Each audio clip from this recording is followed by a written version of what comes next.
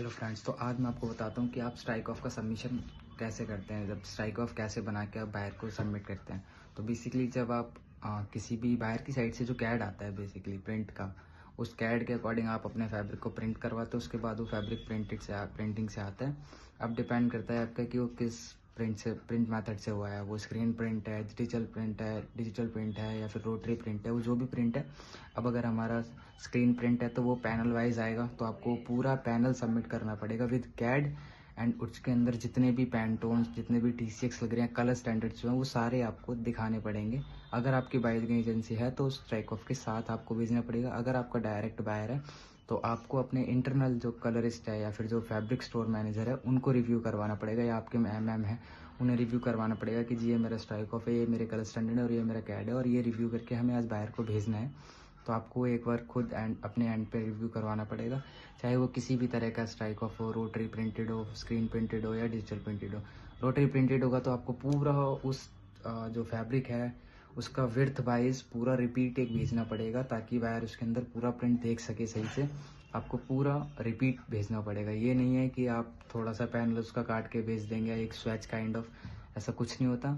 वो आप भेज सकते हैं, या आपका यान डाइड फैब्रिक हो तो आप भेज सकते हैं, या फिर हाँ बस एक यान डाइड में ही भेज सकते हैं। वरना लैब डिप के अंदर आपकी एक छोटी छोटी सी कटिंग लगा के देते हैं आप, और स्ट्राइक ऑफ के अंदर आपको पूरा रिपीट देना पड़ेगा। और स्क्रीन प्रिंट के अंदर बेसिकली वो पूरा रिपीट ही होता है, क्योंकि वो वन पीस के लिए एक प्रिंट होता है, तो वो आपका पूरा प्रिंट के अंदर ही आता है।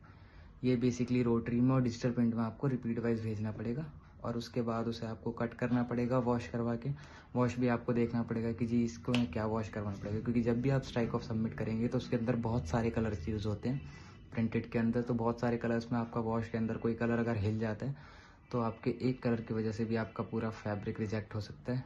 तो आपको ये चीज़ ध्यान देनी पड़ेगी कि मेरे को क्या वॉश करवाना है, कितना वॉश करवाना है।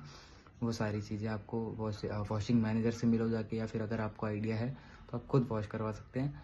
और गारमेंट की हैंड फील के अकॉर्डिंग आपको स्ट्राइक ऑफ के अंदर भी वो हैंड फील देनी पड़ेगी, क्योंकि सबसे पहले आप किसी भी फैब्रिक की जब बाहर से क्वालिटी अप्रूव करवाते हैं तो उस क्वालिटी के अंदर उसको बोलते हैं SAS। उस SAS के अकॉर्डिंग ही आपको स्ट्राइक ऑफ सबमिट करना होता है। SAS की क्वालिटी के ही अकॉर्डिंग उस फैब्रिक की क्वालिटी होनी चाहिए, हैंड फील एंड उसके यान्स वगैरह सारे उस SAS से ही मीट होने चाहिए, वरना वो आपका रिजेक्ट हो जाएगा।